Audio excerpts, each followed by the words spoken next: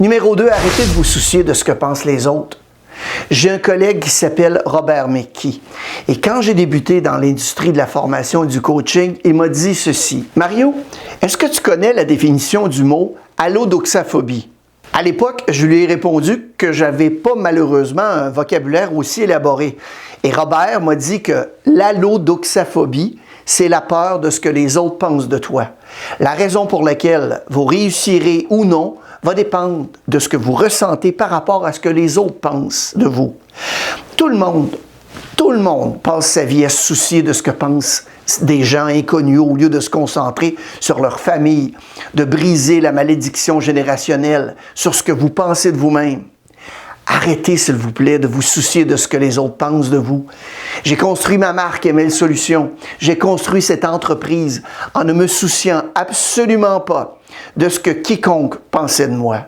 Rien à faire. Si vous êtes avec moi, c'est super. Et si vous êtes contre moi, c'est super aussi. Je change des vies, je suis en mission. Je ne vais pas m'arrêter parce que j'aime aider les gens. Écoutez, je me fiche de ce que vous pensez un peu de moi.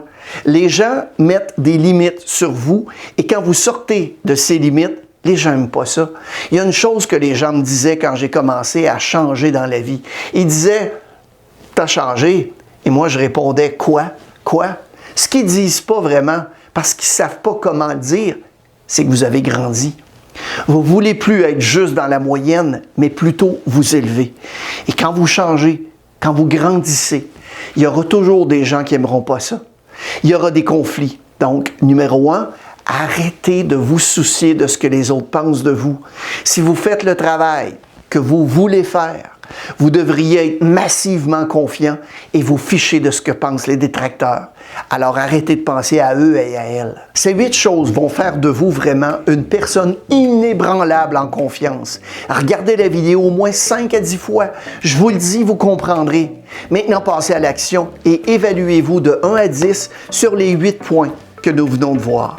Je vous souhaite bon succès.